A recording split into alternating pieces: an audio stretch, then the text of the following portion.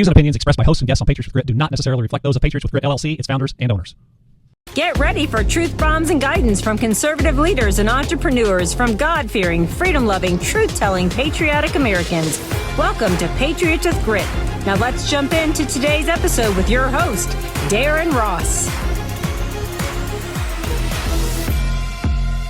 Contrary to popular belief and what we've all been taught and led to believe is the federal government has the least jurisdiction of anybody in your county. Find out how your constitutional sheriff is your best friend. We're going to find out all about it on today's show with the founder of the Constitutional Peace Officers Association, Sheriff Mack. Cardio miracle to me is hope in a glass. When you create nitric oxide, you are igniting the spark of life in the cell. It is the miracle molecule. That's why we called this cardio miracle, because of nitric oxide and what it can do for the whole body.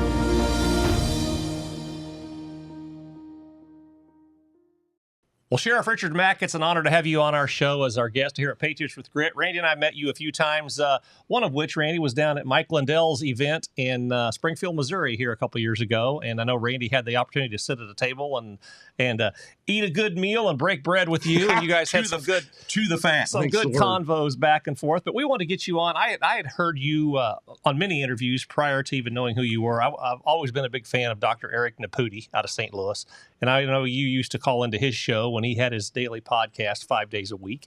And I told Randy, I said, we need to get this guy on, this law enforcement officer on our show. So then we had the chance to meet you and heard that you started the CSPOA, the Constitutional Sheriff's Peace Officers Association.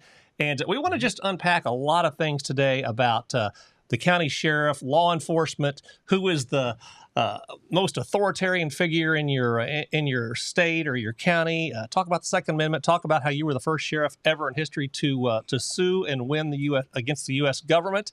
And I think it's going to be a great eye opener, Randy. There's a lot to cover today. There's so much to cover. So thanks, my friend, for being on here. We're going to let you just kind of take the lead here. Tell us a little bit about your background, how you got in law enforcement, and then let's dig into the weeds on this. Okay, well, thank you. I appreciate being on with you. Thanks for having me. And my career in law enforcement was really kind of strange. I actually wanted to follow my dad's footsteps, and he retired from the FBI back in 1975. And then I went to college, graduated, and wanted to serve in Latin America somewhere, specifically Puerto Rico. And it never worked out. And while I was working my way through college, I got a part-time job as a meter maid. And I'll bet you guys don't even know the official term for meter maid. Well, you weren't wearing a skirt, were you? No, I it doesn't sound wore politically correct yeah, at all. I mean, now it does. I mean, but back then it probably didn't, Randy. So how'd that come about? Well, it was parking enforcement cadet. And I worked at a grocery store. I had two jobs. One was at a grocery store. The other one was there was a captain at the police department who also worked part-time as a night stalker at the grocery store I worked at. And it was located at 700 East, 300 South in Provo, Utah. And he said, hey, we have an opening if you want to do a little more work and get into law enforcement. I said, okay, I did. And so I got it. And I rode the little push go-kart thing and went around marking tires. And that's all I did for a 4-hour shift. That's all I did is go out and give parking tickets. And we'd brag about setting records, and I remember writing 75 tickets one day, and and just so you know, I've had to repent. When I finally got converted to the Constitution, I wish that I could refund every single person the money that they paid on those stupid tickets. I was about to say, you were that guy. Yeah, he's revenue generator. Yeah, I remember around here in Liberty, Missouri, they used to have this little guy ride around this little, kind of like golf cart thing, and he'd have this Right. chalk on a stick, and he would do it, and I would go out and I would drive forward 2 feet, cover up the chalk, and one day, you can't do that, I'm like, well, hey, it's not showing, or I'd wipe it off, and so it's just so it's just another money grab. But go ahead, I didn't mean to digress. It's all about revenue generation, and I didn't want to be a tax collector. I wanted to be a real servant of the people. Right. And after I was in law enforcement about 2.5, 3 years, it really hit me that all of this stuff that we do to the public was wrong. So I just said, hey, then why do we have government? Why do we have police? And I started searching for those answers, and I ran smack in the face of the Constitution and the oath of office that we are required to take, pledging allegiance to the Constitution and protecting people's rights. Then that's when I really changed my attitude towards law enforcement, and I completely did a 180. And I really dedicated myself to protecting rights and protecting people and serving them. So how long had you been a police officer before when you ran into the Constitution? Were you already a police officer at that point? Yeah, 2.5, 3 years. Oh, okay. So yeah, and then after that, I got promoted really quick, and I started doing other things. I was a school resource officer. Right before that, I was an undercover narcotics agent. Maybe one of you can find my Sheriff Mack undercover photo or Officer Mack, Richard Mack undercover photo. I'll look that up. But it was absolutely a horrible time of my life. I could not be seen with my wife and kids in public anywhere. We had 3 little kids at home.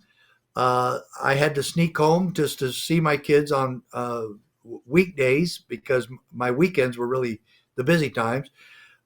Instead of going to church, I went golfing, and that was my day off. Sunday and Monday were my days off. So my wife and I both felt like prisoners to my job. Mm-hmm. And luckily, it only lasted a year, but it really had an impact on our marriage. And I hated every minute of it, but I learned a lot.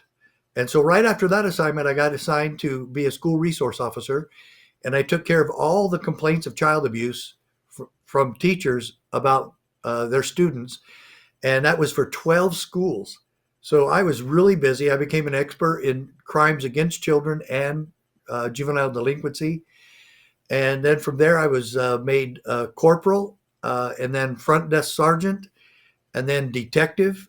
And so I continued on as a detective in my expertise in going after child abuse and crimes committed against children.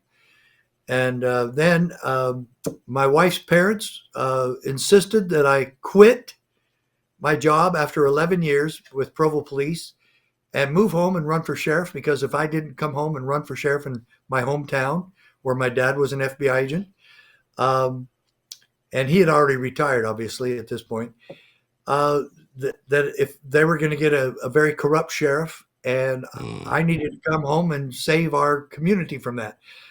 I told him no. I said, don't bother me about this. I'm not coming. I told my wife to tell him to leave me alone. We're not coming. She didn't want to go. I didn't want to go. The only positive thing about going there is being close to both grandparents. But neither one of us wanted to, and I didn't want to go run for sheriff and then be unemployed if I lost.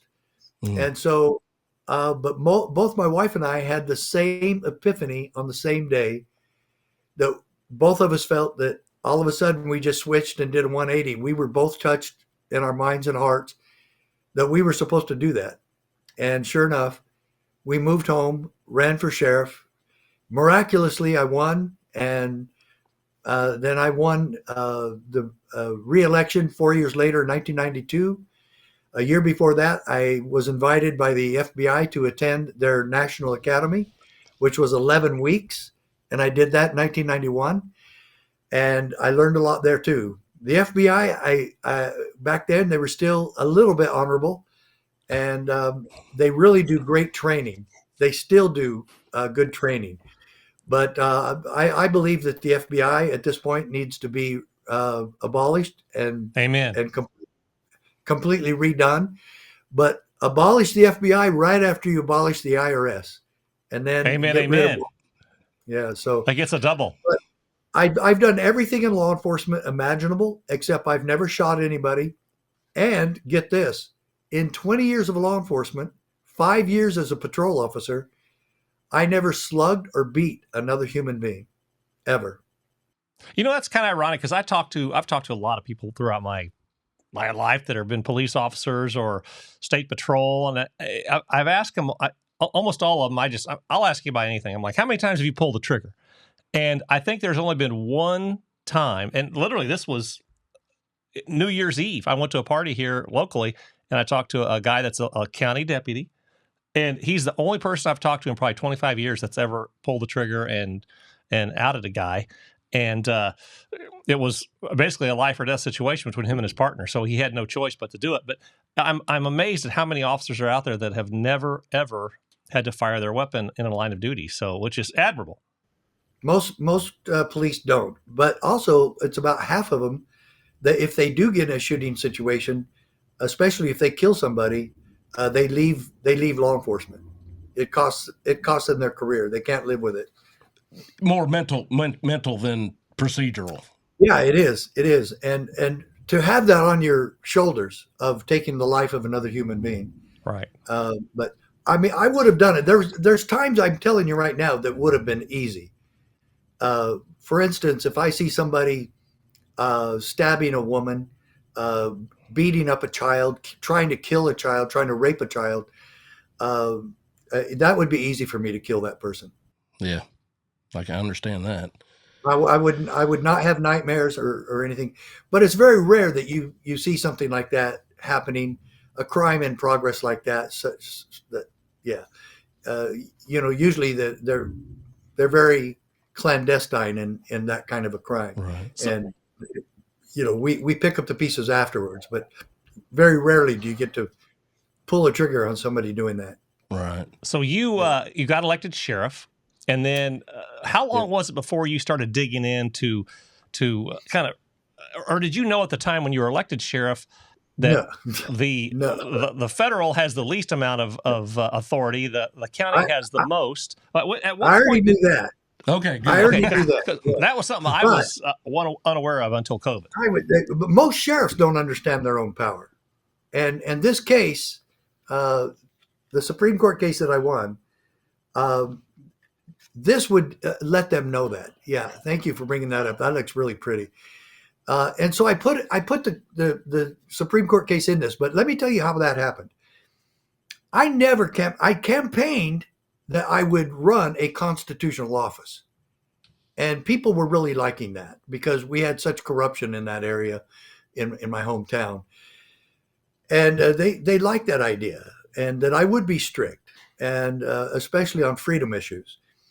But on January 21st, 1994, I went to a Sheriff's Association meeting in Phoenix, and there's only 15 counties in Arizona, and 13 sheriffs were at the meeting. And the BATF sent 3 agents to hand us a 25-page document that detailed our marching orders from Congress and from the White House, what we had to do to enforce the Brady Bill. And it was so horrible. First of all, this was supposedly a federal law. It was federal piece of crap is what it was. But the federal government promulgated this legislation. And then they said, well, we don't really want to enforce it. And the FBI is too busy. And the BATF doesn't want to do it. So why don't we just commandeer the office of all the sheriffs in the country and make them do it? We could do anything we want. So let's just say, sheriffs, you're going to do it. And they threatened to arrest us if we failed to comply. And it's in here. I'll read it to you in a little bit. All right. So back up and refresh our memory. The Brady Bill, what was it specifically that you would have to enforce? We had to conduct a criminal and mental history background check on every single person wishing to buy a gun. Well, they're trying to do that now. Yeah, they do it now, but we didn't do it back then. Okay. And now they were telling us that sheriffs have to do it for them for free without any negotiation. Do the legwork. So, yeah. And so we have to take all the political heat, and we have to pay for all of this. And first of all, let me make that very clear. I wouldn't have done it if they paid me $1 million a day. But still, there was no offer, there was no negotiation, we're going to give you all these federal grants. Well, I never put in for any federal grant. and I actually train sheriffs to never do that. There's too many there's too many carrots on a stick, and they're just too many regulations about it, and you have to do everything they say. And so, no, I'm not going to have the federal government give me money and then tell me what I have to do as sheriff.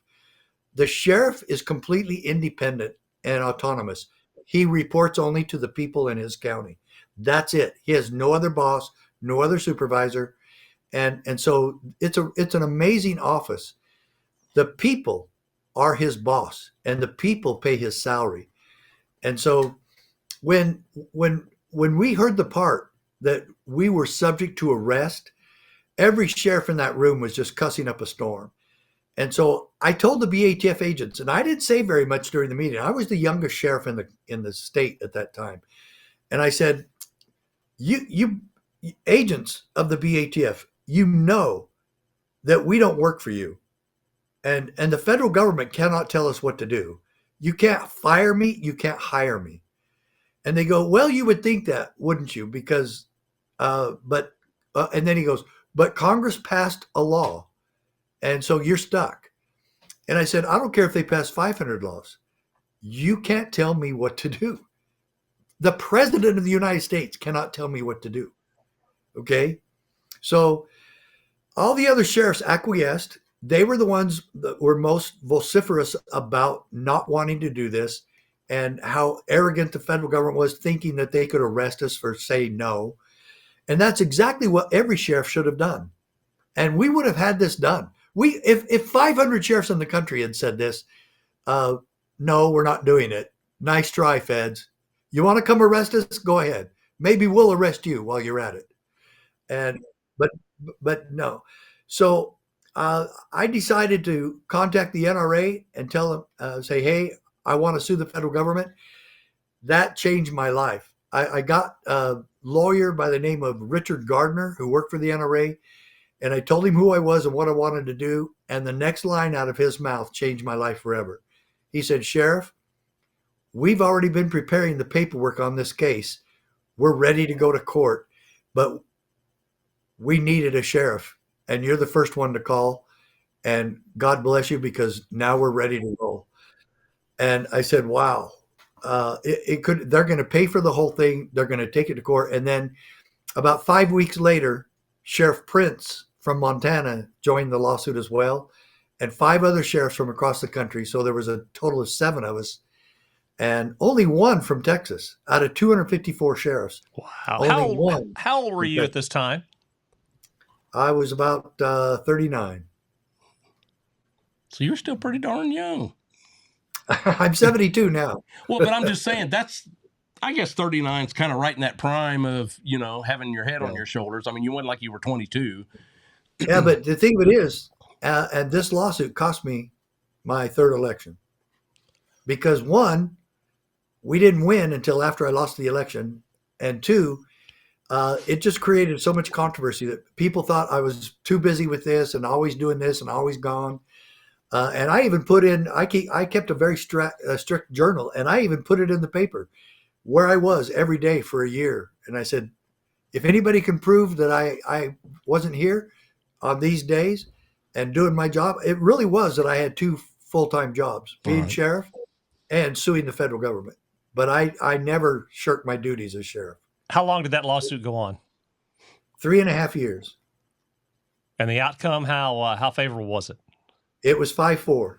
It was a miracle all the way. It was a miracle. The 5 Republicans sided with me, and the 4 Democrats sided with Clinton and his administration. And I think you need to know this.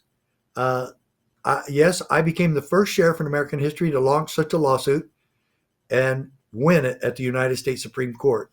Sheriff Prince and I were the 2 sheriffs at the Supreme Court on this particular case. And our names are on record. We're both in the decision, and it was such a miracle. And I really am offended that the 4 Democrats sided with their party and their president, instead of just looking at the constitutional issues here. And the decision written by the minority, Justice Stevens, was, I would tell you this right now, and my mom doesn't like me saying this word, God rest her soul, but it was the stupidest wording. It was almost as bad as Kamala Harris word salads, but it was really stupid. So it made no sense then. It was that bad. It was that bad. And the 5 Republicans sided with us. And so I don't want politics playing on Supreme Court decisions. But this was, my friends, the most powerful states' rights 10th Amendment decision in the history of our country. And everybody should have this book in their home, in their car, in their pocket. It is, if this decision just came out a few days ago, the freedom movement would have thought we all died and went to heaven, and that we got our country back and our Constitution. This is so powerful, it will actually blow your mind. And for those people just listening on the podcast and not watching right now, that little booklet, it is actually a booklet. It will fit in your shirt pocket or whatever with your pocket protector, but it's called The Victory for State Sovereignty, Mack, Prince versus USA. So I would highly recommend grabbing that little booklet, because I think it would be. Randy, you have one, don't you? I think I do. Yeah. I think he gave it to me. Yeah. So my question is, when this went down, there was something in your information you sent us that talked about that could have been the death of the Second Amendment. Oh, yeah. Well, you see, most people don't know this part about the whole case, is we filed on the 10th to protect the second. And first of all, the issue, what I really liked when Richard Gardner said this to me, he says, well, we're not even suing on the Second Amendment. He says, you have no standing on the Second Amendment. Right. And neither does the NRA. I said, well, what are you preparing then? You're the NRA. He goes, a 10th Amendment challenge. And I said, why the 10th? He said, because they have no right to tell you to do anything. I said, that's what I told them. and so I smiled and I said, even better. He says, but we'll get the Second Amendment protected by the 10th.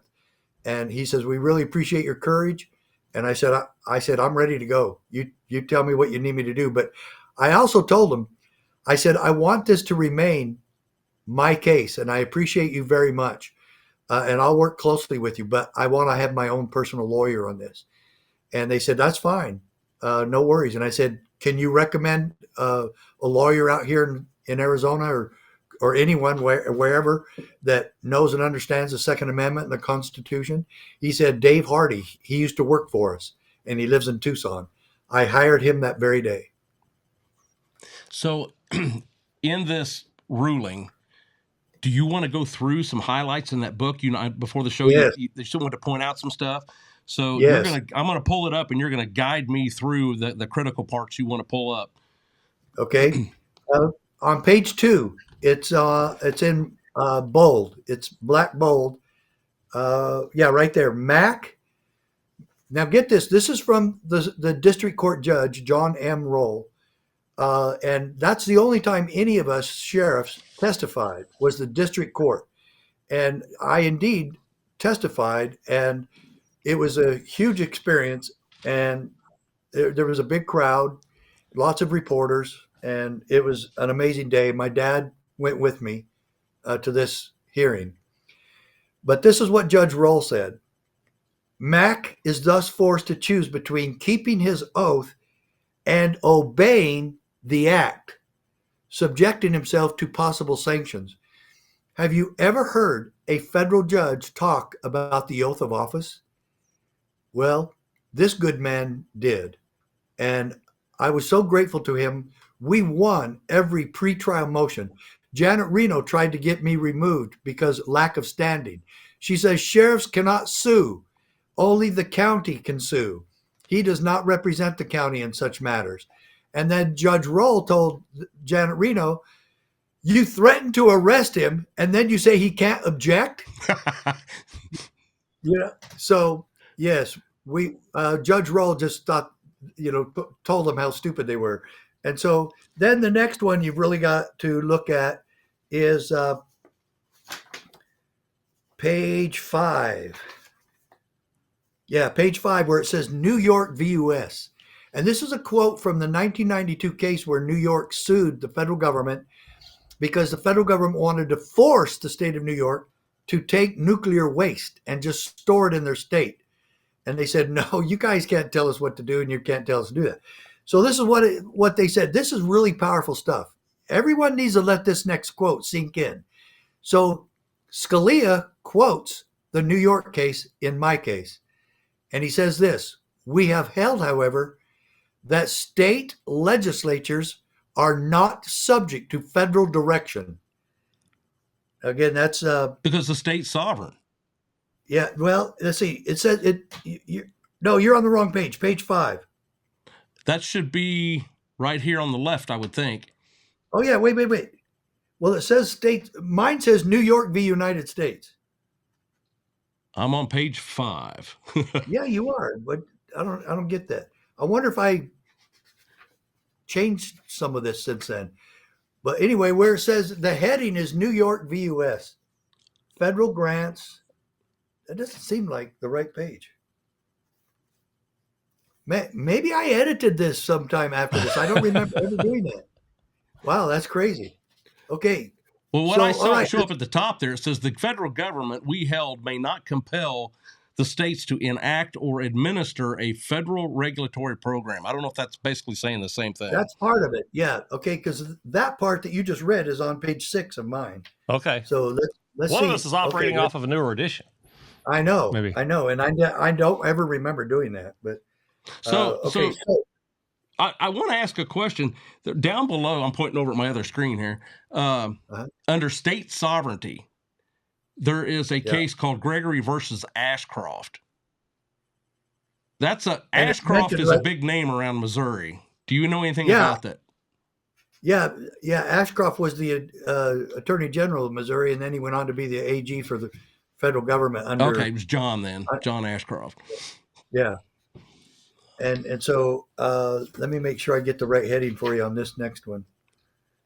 Okay, so first of all, I see that about Ashcroft, and that's on page 7 in my book about state sovereignty. But I absolutely love this, and everyone else should get a copy of this. Okay. Now this one is right above the Commerce Clause. Do you see which one? On page 9 on mine is Commerce. I see the Commerce Clause. Yep. Right above that. Okay, good. We're pretty good there. Okay, so right above, 2 paragraphs above Commerce Clause, it says this: hence, and that's at the top of the booklet on your side on page 7. Mm-hmm. So hence, and I've got this memorized. Hence, a double security arises to the rights of the people. Well, how does it do that? Quoting again, the different governments will control each other at the same time that each will be controlled by itself. You see, it's the job of the counties and the sheriffs and the state legislatures and the governors to make sure the federal government stays within its proper lane of authority. And so it was such nonsense that anyone thinks historically that the founding fathers got together and formed a new federal government that could treat us worse than King George III did. Right. Their whole intent was to make sure that none of those abuses from the English Parliament and King George III could ever happen in our country again. Well, I want to jump in here kind of while we're on this topic.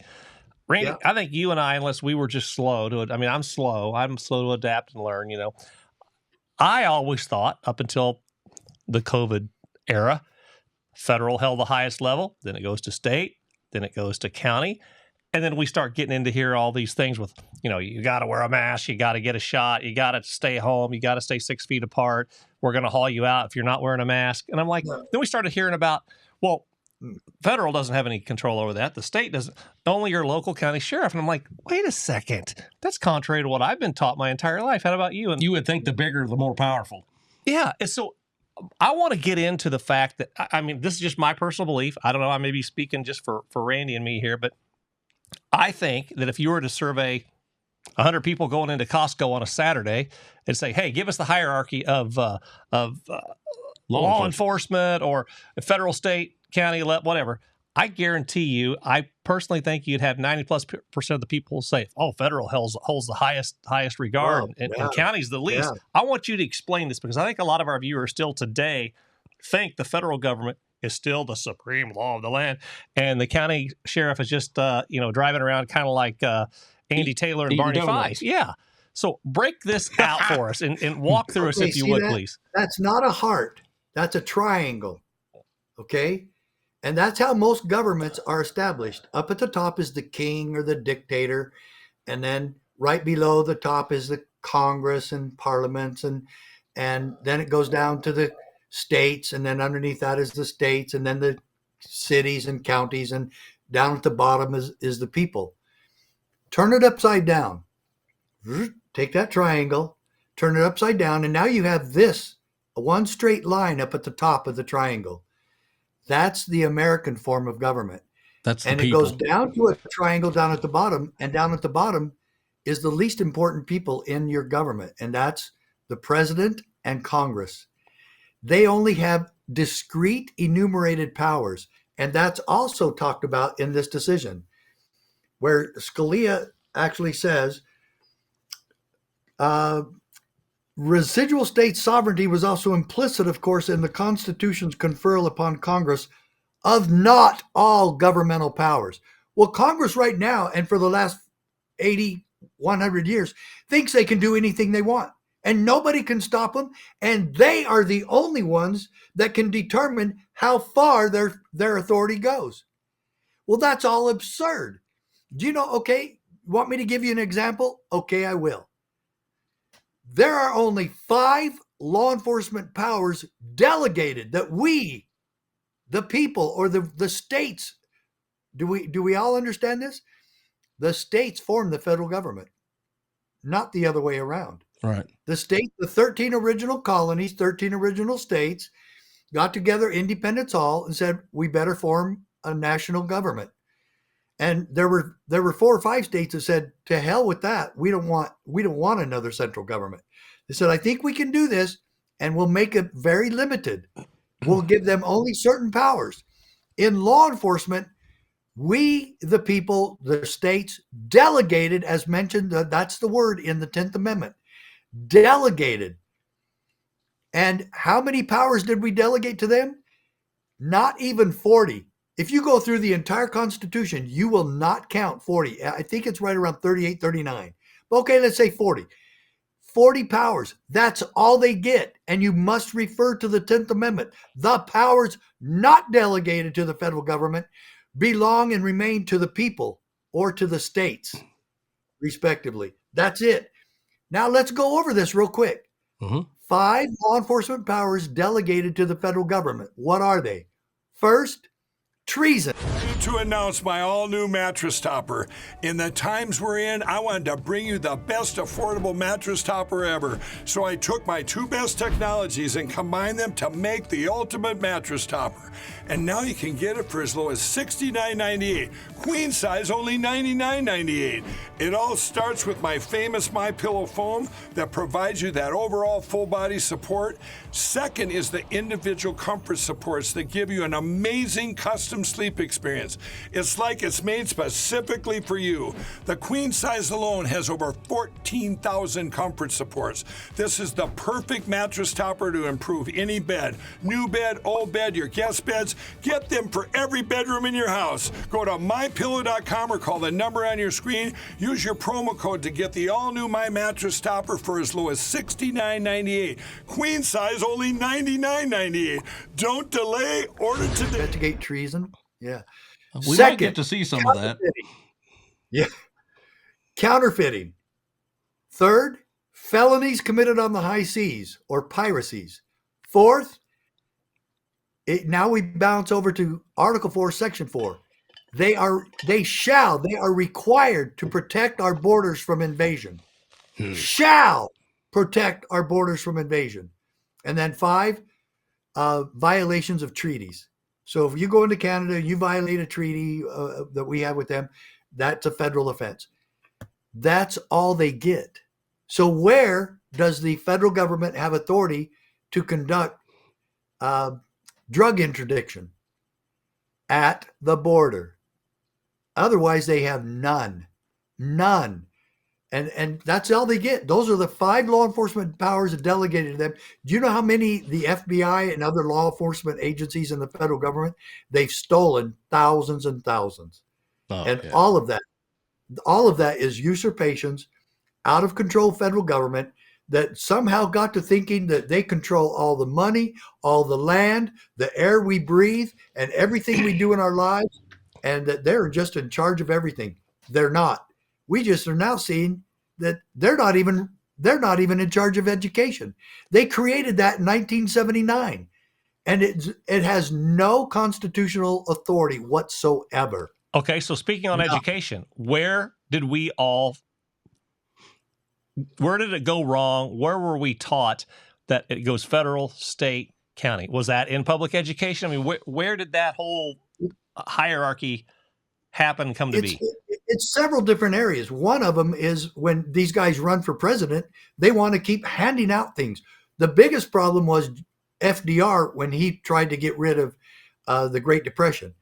And so his Great New Deal was a lot of government power that they're not supposed to have. But as a politician, they go, oh, well, people are hungry. So what are we going to do? We're going to give them food and we're going to give them jobs and we're going to create all these federal jobs. And he had no authority to do any of that.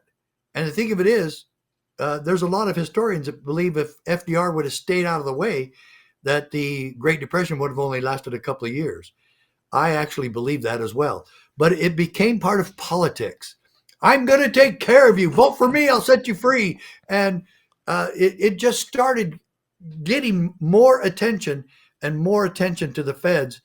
And we started forgetting about governors and local authority. And it just gradually switched. But just so you know, the county sheriff is the only elected law enforcement officer anywhere in the country. He answers only to the power source. And all power, political power and authority comes from the people. And we are the ultimate authority and power in this country. And we have forgotten that. We believe government's here to take care of us. Where did that come from? FDR.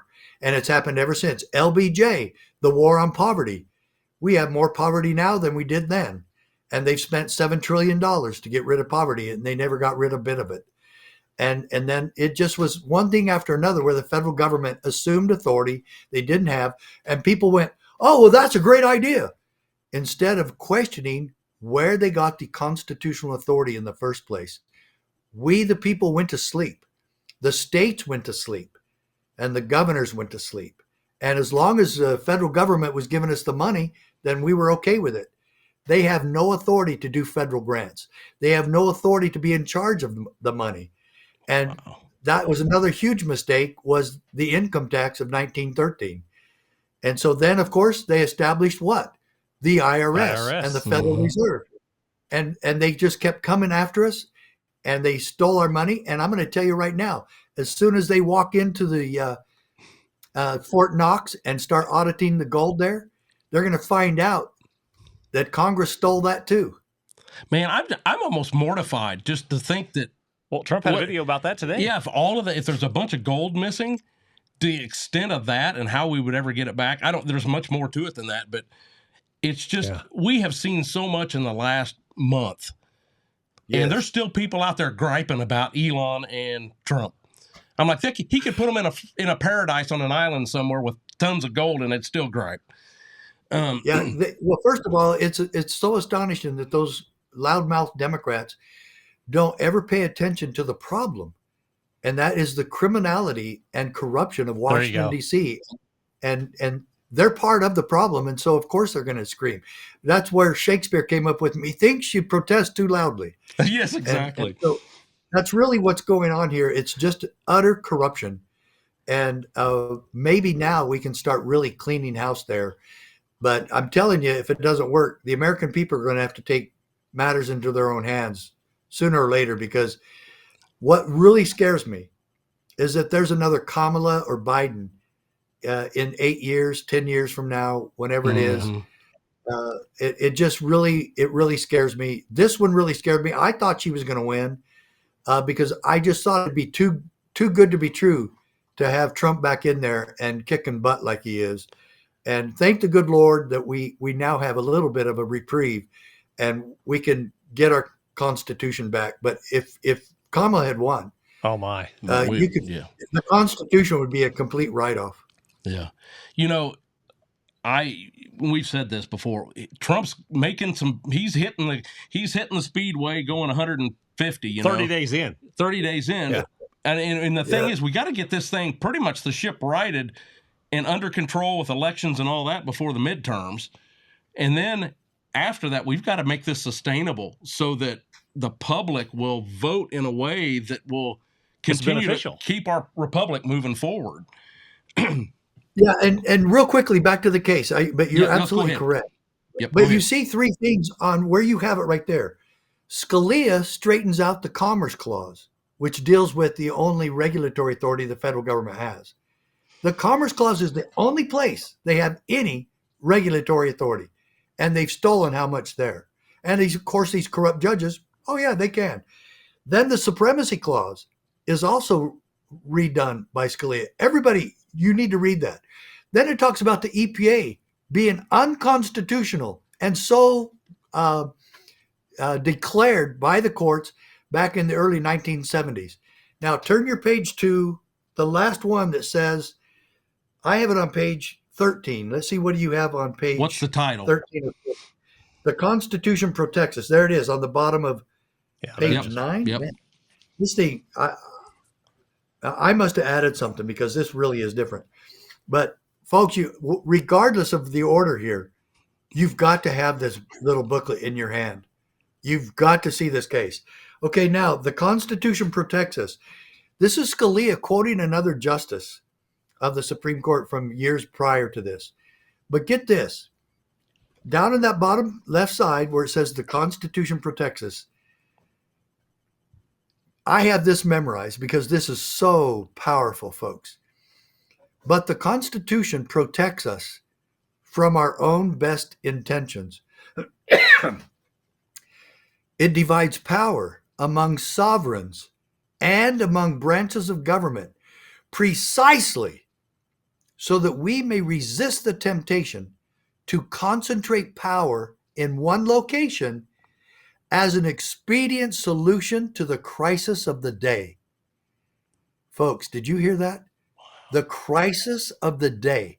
In other words, he's predicting and telling all of us, there's always going to be a crisis of the day. You cannot suspend the Constitution because of that. Once they find out that they can scare us with a pandemic, even though it's all contrived and dishonest, they know they can get us to do anything. Surrender your freedom, surrender your Constitution, surrender your family, surrender your schools, surrender your jobs, and we will take care of you. And that's the most dangerous thing that can happen in any government. Us depending on government to take care of us. That's if you want to be a socialist country. Yeah. Well, I want to jump back in. You talked about security at the border. We just had recently here, 15 minutes from us, in a metropolitan Kansas City area, a suburb of Kansas City, there's a Mexican restaurant here. And they were after supposedly a Hispanic employee in that restaurant for child trafficking or child crimes or something. So ICE came in and swarmed this restaurant one day about, Randy, 2 weeks ago? Yeah. Hauled 12 people out of there. And then the local county sheriff, Clay County, Missouri, showed up a few minutes later. So the question is, what is the chain of command there? I mean, should ICE have been able to come in there and do that since they're federal? They need to be at the border doing border security? Or tell us kind of how that breaks down, because I think people think ICE and immigration and everything, they can just be wherever, whenever. And I believe our sheriff didn't know they were in town. And that's something we have trained sheriffs to do for the past 20 years. I formed the CSPUA in 2011, so we're talking about 14, 15 years coming on real close there. But I was doing these trainings before that. I just made it official with the CSPUA becoming a national organization and national business. And we have said this all along, that every sheriff should put the federal government on notice that don't come into my county unless you check with me first.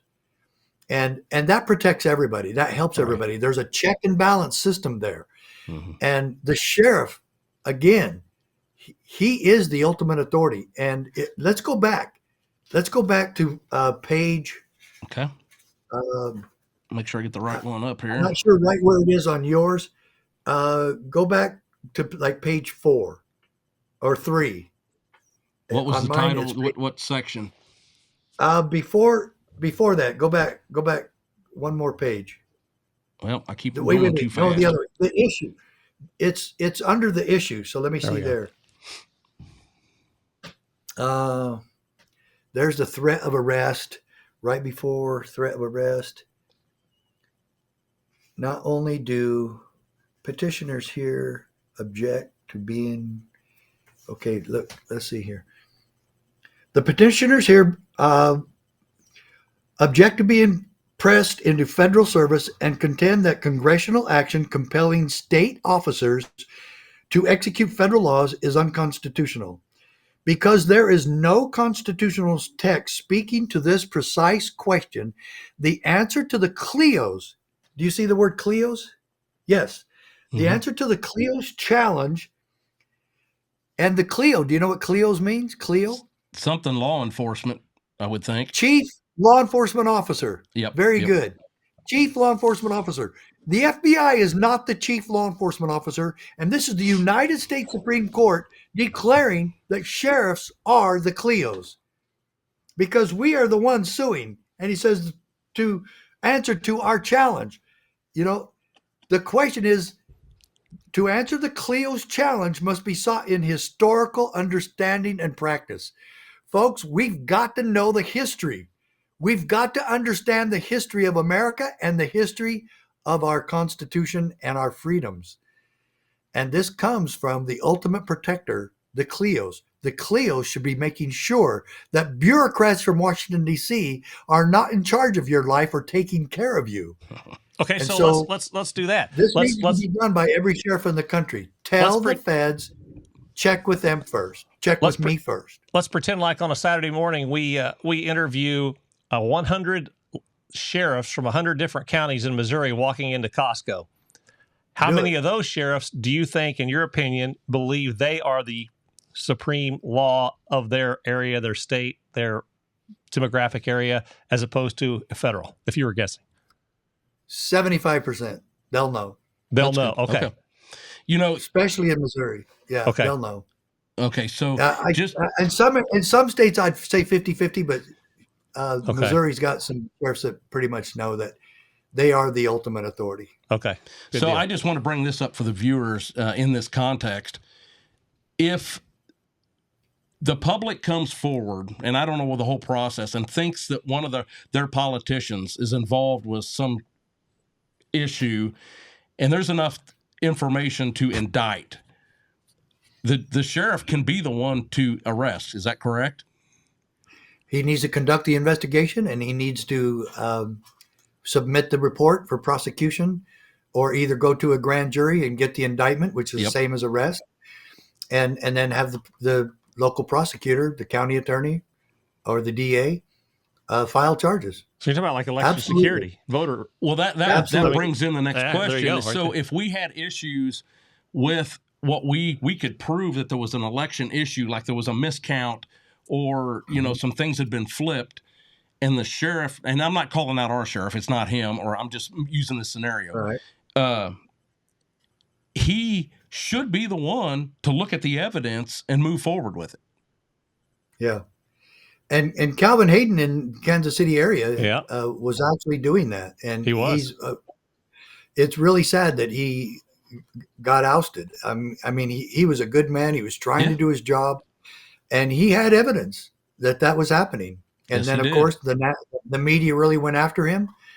And it's just really sad that other people running would say, oh, yeah, we don't want this kind of a sheriff. And he's like 45. We had a one-on-one on the sidewalk with him that day, remember, out in Kansas. He's like 45 minutes from us. What's stinking sad about it is just that point that he was doing probably more than most sheriffs would do.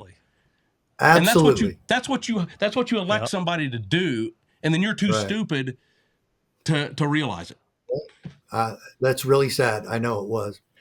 And we thought he was going to win. We were backing him all the way. He's a dear friend and a good man, and he was just trying to do his job. And yet, even then, the national media and other politicians would say, the sheriff has no authority to check on the elections. Blah, blah.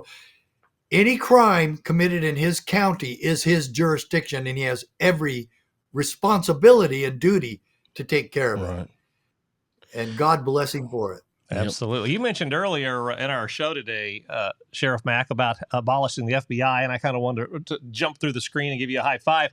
I know you also talked about, before we came on, how great it would be to just totally abolish and get rid of the IRS and Planned Parenthood. Let's dig into those two topics a little bit.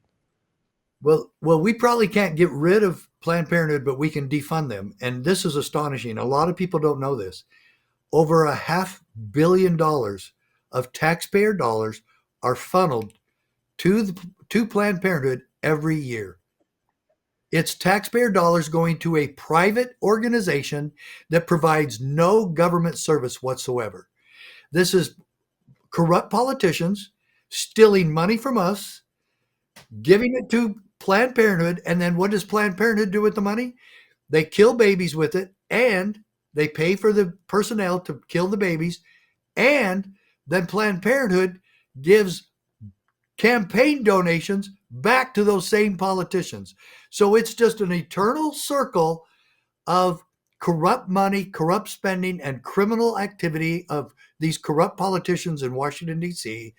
And I believe what's going on right now, we, the people, need to get behind it, and we are. Our staff and our board and people at CSPOA think that the most important thing that we can protect in this country is life. Liberty and the pursuit of happiness, life. And we want to protect that. And so we can't stop people from private donations to Planned Parenthood, but we can stop this. And I think this will be a huge step in the right direction so people can see how corrupt this is and see where the money really goes. But whether you agree with of abortion or not, you cannot agree that we are forced to pay for somebody else's abortion with tax dollars. No way. So I believe we're going to get rid of that and get rid of the IRS, and we're going to start restoring liberty in America. And there's one other piece to that whole web of corruption and evil is they also sell the parts to universities, and then they're tied in with research with Big Pharma, and it's one big circle money jerk. It's just mess. It's a mess. It is so corrupt. The bottom line is it just is so corrupt. And the people of this country have got to wake up and see what's really going on. Yeah. I didn't know that the corruption runs this deep until we started this show and had so many. It's been I always tell Randy, it's divine intervention that we've had. We started out this show interviewing 2 local school board candidates, and now we've had people on from all over the nation, all over the world on our show. And it just never stops, and each guest leads to like 2 more, and those 2 more just educate us and our audience on more and more. But let's talk a little bit about your organization. You started the CSPOA, the Conservative Sheriffs and Peace Officers Association. Sorry about that. Constitutional Sheriff. Yeah, you can actually shorten it and say the Constitutional Sheriff Movement. But I wanted to make sure that all police were involved.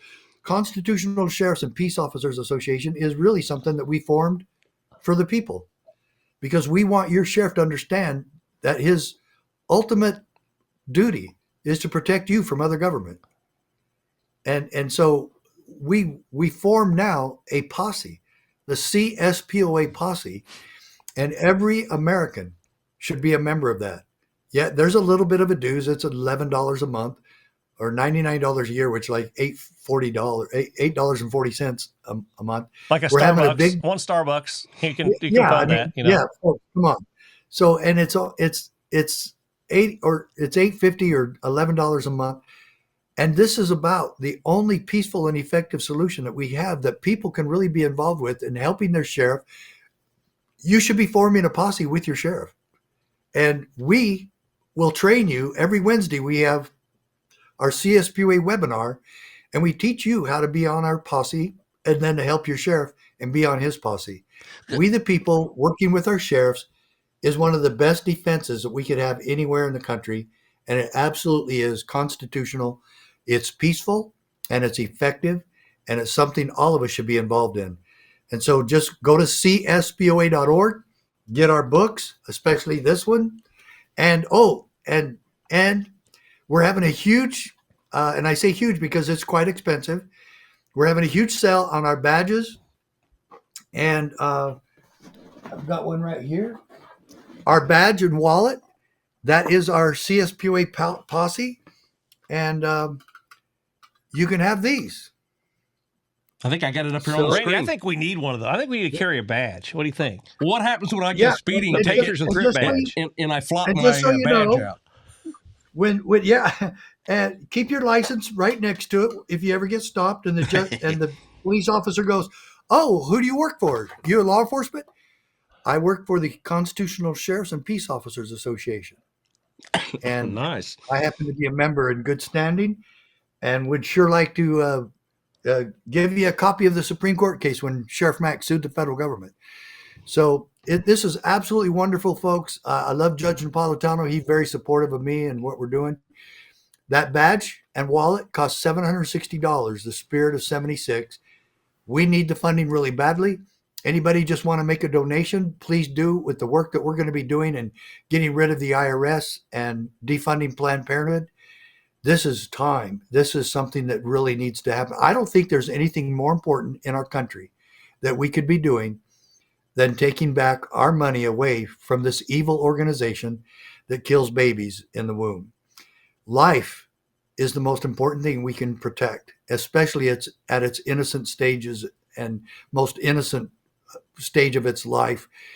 That's our duty. It's our job. And for anyone to say that's a constitutional right for a woman to kill the baby in her womb, that's absolutely demonic. And so we're going to really put that as a priority. Yes, we're still going to have classes to train sheriffs how to follow the Constitution. But how could we follow the Constitution if we continue to allow this scourge on America? Right. And so let's join together, donate whatever you can, become a member of our posse, and get our books and spread those out. Give them to your sheriff, especially that Supreme Court case. And I really appreciate your guys' support and thank you for showing those books. And it's time, folks. It's time that we do this. Let me ask you real quick. You talked about training the posse. Just give me a tidbit of what, if I joined, I'm not a law officer, but if I joined. Could be if you got that badge and that wall up there. I mean, how big is it? Is it like this big? Excuse me. It's a normal size badge, I'm sure. It's a normal size badge. Yeah. We get these from the same companies that do the badges for police departments. So there it is. Right. I don't know, Darren. I don't know if we need a stinking badge. But you don't take it out of your wallet. You leave it in your wallet. And then whenever you get pulled over, you have your license right next to that in your wallet. And if he says something, fine. If he doesn't, fine. Right. You don't come, hey, well, I'm a cop. If you do that, I'll testify against you. Yes. So tell me if I was to do posse training, what kind of things would you be training me? Oh, okay. First of all, we go through the list of the things that you can do on a posse. Help in dispatch, help with prisoner transports, help with court security, ride along with a cop.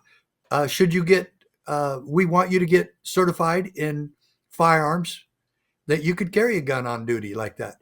But every bit of that is up to the sheriff, how far he wants you trained and how far he wants to use you. But former cops and former military, that's easy. Mm-hmm. Can regular citizens do this too? Well, yeah, get the training just like any other cop does. Right. And some police departments already have citizen academies. And so we have a template of what a posse can do and should do, written by Sheriff Bob Songer in Klickitat County, Washington. We share that with you. You can download it. You can take it to your sheriff. But again, it's you now working with your sheriff to create a posse. Do they help with parades? Of course. Do they help with search and rescue? Of course. any natural disaster, you need more people, you need more manpower. Bam, call it, and you hit one button, and all the posse is called and to respond. All right, Folks, that that's makes what sense. we the people are for. It does, So, and we do all sorts of updates about what sheriffs are doing with their posses nationwide. So are most sheriffs receptive of this whole posse movement? Or are they like, you guys just stay away. We're going to take our own guys, our own deputies, our own staff. We don't want all the citizens in here, the trained posse messing up everything. I mean, how are the posse viewed by the local county sheriff and their officers and their deputies? Well, again, it's up to him. If he doesn't want to have one, he doesn't have to. But once you start telling them what they do, most sheriffs think it's a pretty good idea. Okay. The leftist sheriffs, the Democrat hacks, they don't ever get into it. I don't know why. But let's be real here. Just about every sheriff in the country already has a posse. It's called his search and rescue squad. They're all volunteers, especially the rural counties, but those are really the bulk of the sheriffs in this country. I had a search and rescue squad and a posse, and those volunteers are worth their weight in gold. And I don't know what we would do without them. Can you imagine if we had to hire full-time search and rescue squads? Right. That would triple our budgets. So they're very well trained and they're very well equipped. So we're getting up against the clock here, but I want to make sure we touch on your book here too.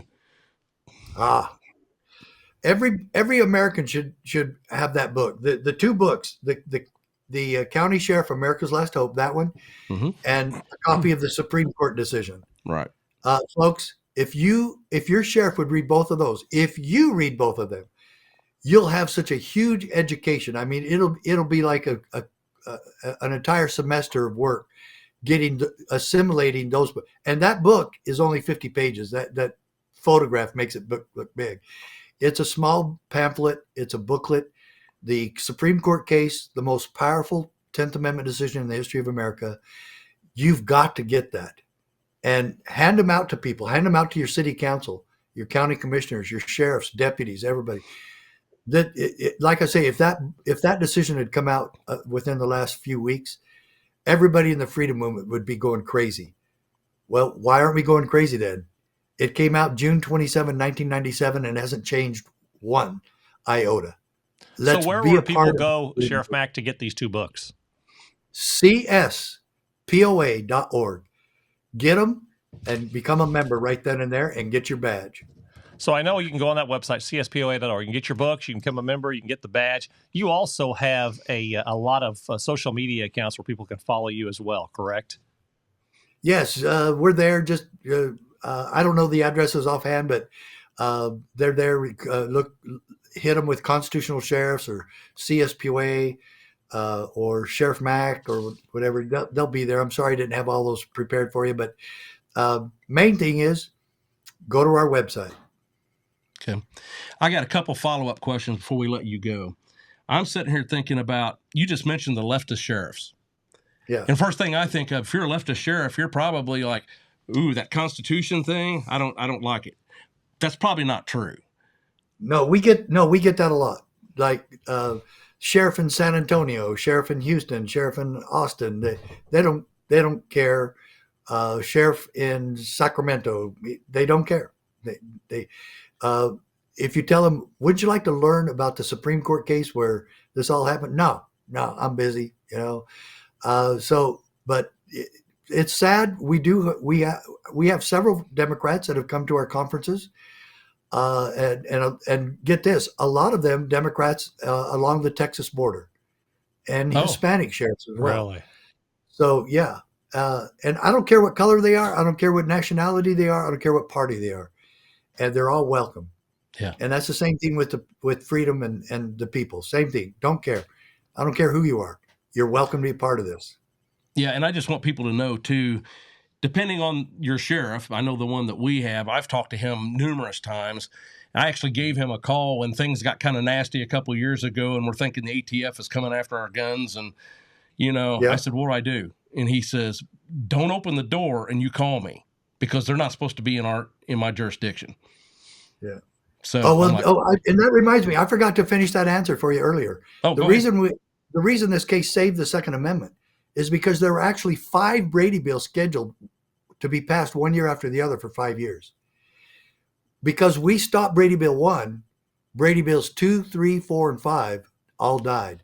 In fact, Howard Metzenbaum introduced Brady Bill 2 just 2 weeks after I filed the case.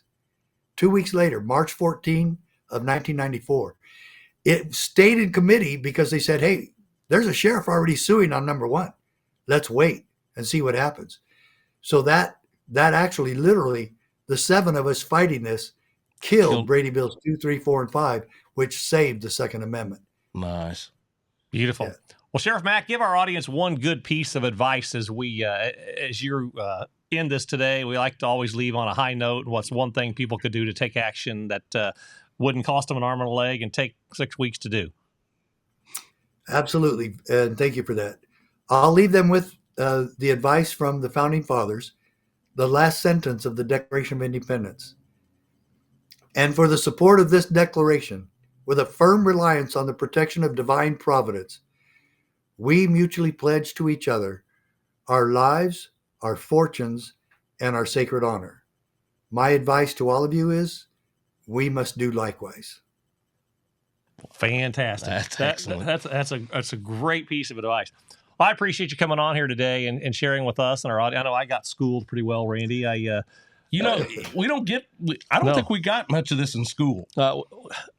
I know. Well, if we did, it was on the opposite side. We were taught the wrong thing. But we wanted to get you on for a long time, and we're just thankful that your PR person reached out to us and said, "Hey, would you like to have welcome Sheriff Mack on?" And I said, "Absolutely." So we just want to tell you thanks so much for joining us and spending so much time and energy and effort to educate America and the people, and just to keep everybody constitutionally free. So thank you, my friend, for coming on here, and hope to have you back on in the future for an update.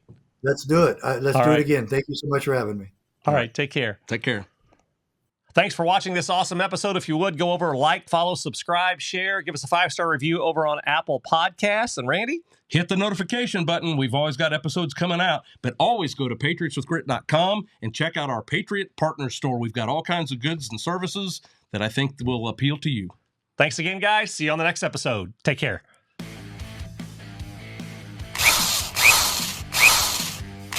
Thanks for watching another exciting episode of Patriots with Grit.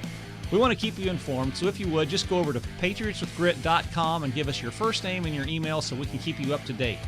Also, be sure to subscribe, like, and share so we can keep bringing you truth. Thanks again, and we'll see you next time. See ya.